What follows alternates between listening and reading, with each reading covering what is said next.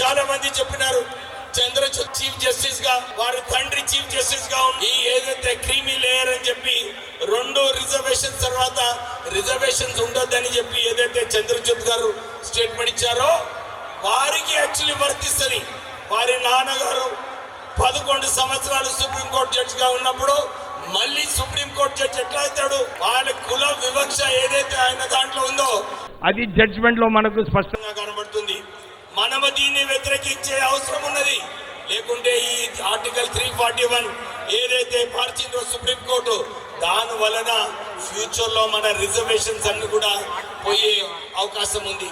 ఇది ఒక కుట్ర.